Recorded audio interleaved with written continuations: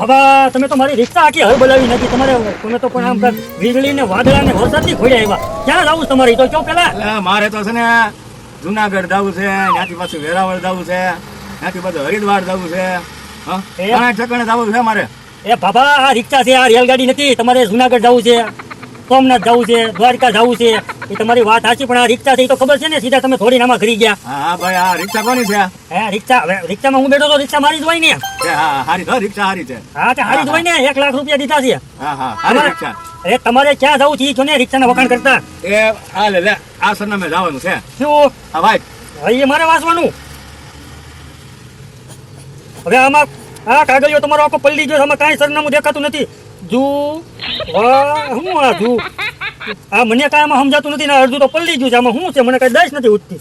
તમે મને કંઈક કહો મોઢે, આમાં કાંઈ નથી દેખાતું. જોવો તો કાંઈ નથી દેખાતું. તું મારી જોડે નંબર આવી ગયા લાગે. એ બાબા મને કાંઈ નંબર નથી આવી ગયા, પણ એમાં જોવો તો કે દેખાય છે અક્ષર. ઉભા રહે. મારે ઘડીએ ઉપર હું જોવો છો? એ રહી ગયો વરસાદ. હવે મારે ક્યાંય નથી જવાનું. હે ક્યાંય નથી જવાનું. એ બાબા તમે એમ કરીને આ રિક્ષામાં અડધી કલાક કાઢી નાખી અને મારી એને કાયમ પાસ કર્યો. તારી રિક્ષા હારી જો જવા દે તું. એ ખરા છે હો બાબા. એ જવું ન હોય તો પણ એમને કહેતા તો હો.